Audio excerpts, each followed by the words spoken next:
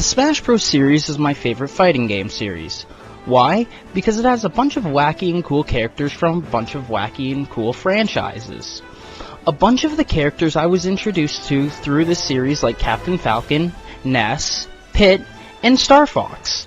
Since a new Smash game is coming out, I thought I'd make a countdown of characters that deserve to be in Smash even though they're not requested heavily. Well, that was a mouthful.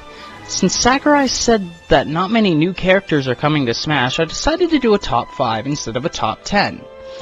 A couple rules are the characters that I mention have to not be mentioned often, and only one character per franchise, so with that being said, here are my top 5 underrated characters that should be in Smash.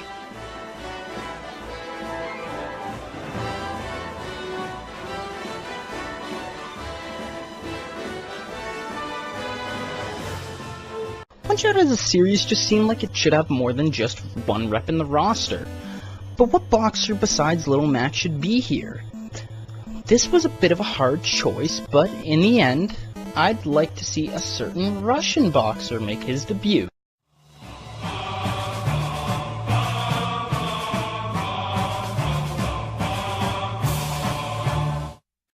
Soda Popinski is a classic example of an almost impossible boss.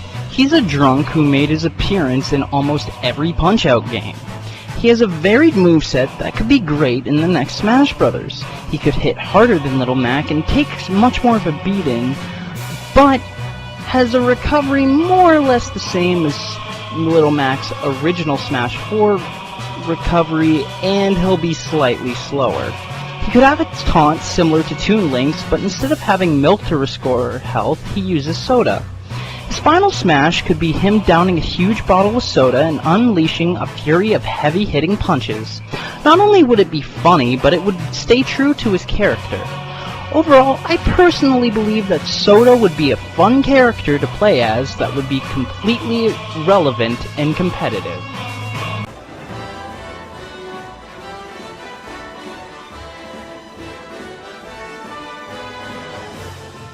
It seems mature games are rather frowned upon in Smash Bros. Aside from Metal Gear Solid and Bayonetta, and I feel like one more mature character should be added. Which mature character is this? Well, he's from one of the most important first-person shooters of all time.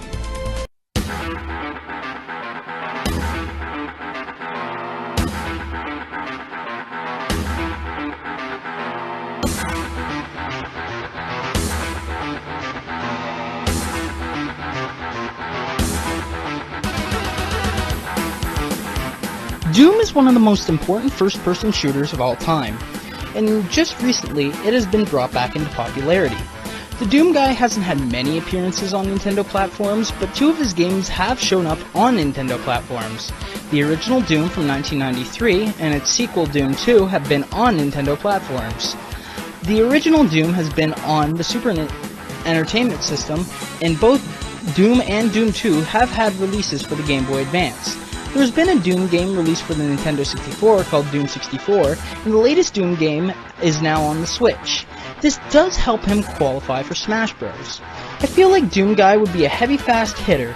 The Doom Guy is capable of punches and holding a variety of gun weapons, ranging from a lowly pistol to a big plasma gun called the BFG 9000.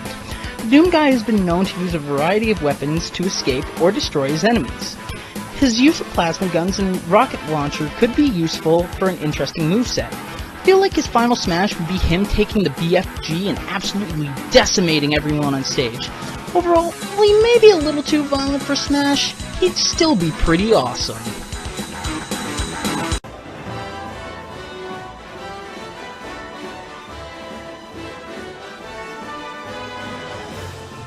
While everyone wants the PlayStation not PlayStation mascot Crash Bandicoot in Smash, and to tell you the truth, I want him in badly too.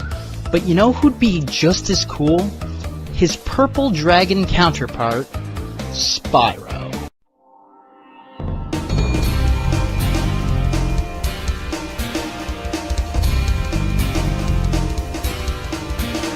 Spyro was one of Sony's mascots of the 90s alongside Crash Bandicoot. As such, he certainly is an iconic video game character.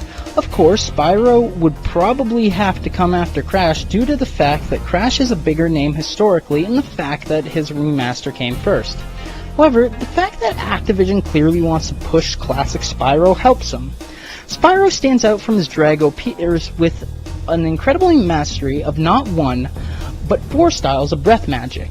Spyro can switch the form of breath powers on the slide. Alongside fire, he can breathe high-voltage electricity, blow a freezing gale of ice, or blast foes with water. You'll never know what will come out of his mouth, be it a devastating elemental blast or a shocking verbal takedown. Spyro offers unique moveset potential. By his body shape alone, Spyro is unique, as quadrupeds are very rare in Smash. He could also offer plenty of fun gimmicks for an aerial-based moveset. As for a final Smash, I'd feel like he'd use the tank from Enter the Dragonfly, or use a supercharge from the original Spyro. Bottom line, I think that Spyro should have definitely been in Smash as early as Brawl.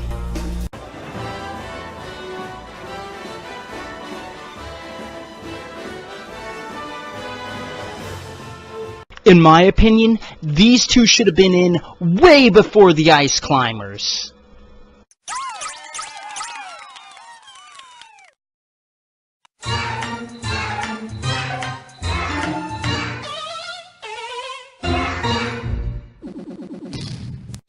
Oh, brother, this guy stinks! Now, calm the hell down and let me explain myself.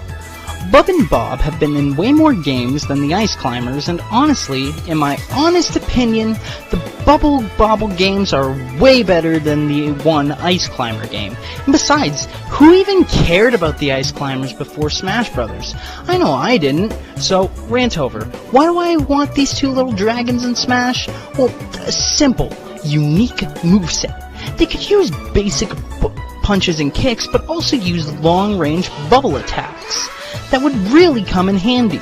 Hell, the bubbles could even trap opponents, like in the original Bubble Bobble arcade game.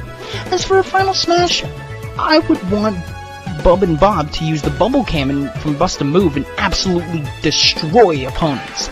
Now, before I'd like to get to number 1, I'd have to go through some honorable mention.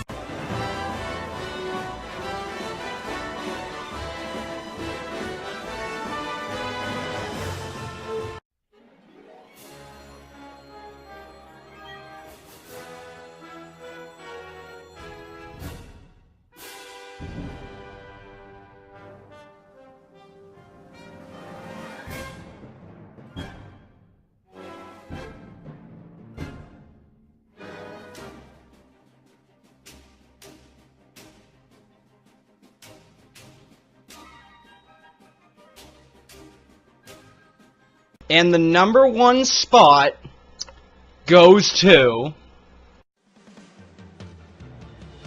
There is one new Pokemon added to each new Smash game, and this game will either have Decidueye, no new Pokemon added at all, or some new 8th gen Pokemon. But if I had to choose one Pokemon to be added to the roster, it would be a certain water type from the Hoenn region.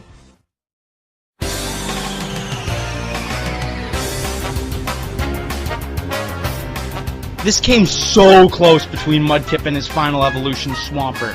And while Mudkip is my favorite Pokemon of all time, Swampert is just more suited for a game like this. I think he'd function similarly to the Inklings.